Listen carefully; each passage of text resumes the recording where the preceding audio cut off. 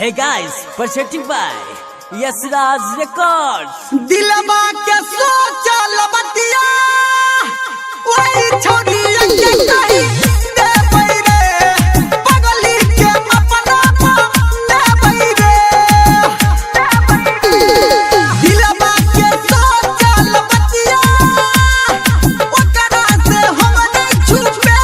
बैरे पगली के अपना दे बैरे हम बनबै राजा बनतई रानी सपना नवका सजे बैरे दिलवा के सोचल बतिया ओकरा से हम नहीं छिपे बैरे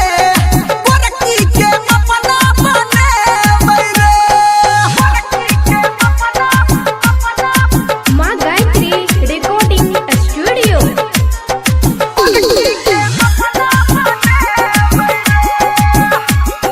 बद छै उ सुनर रे जान सन हुनर रे रोहै छै हमरा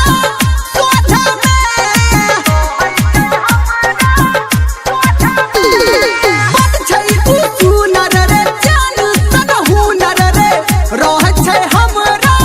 सोझा में कियो की करते ओकरे पे मरबै रखबै ओकरा बोझा में शादी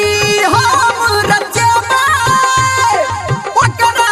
दुआरा जेबै रे गोरकी के अपना लेबै रे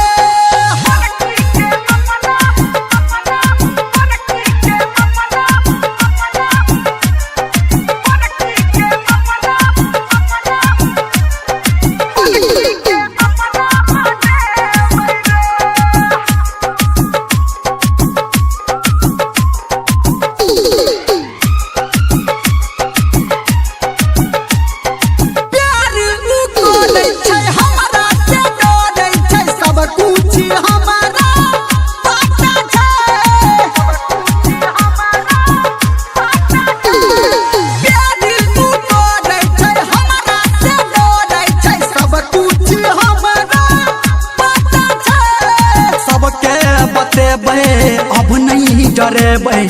ओकरा से गहरा नाता छै धर्मेंद्र नीरमलिया गौतम संजय के देबै रे पगली के अपना लेबै रे दिलवा के सोचल बतिया ओकरा से हम नहीं छुपे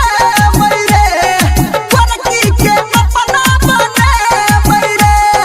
हम बनबै दुल्हा उ बनतै रे दुल्हन नवका सपना सजेबै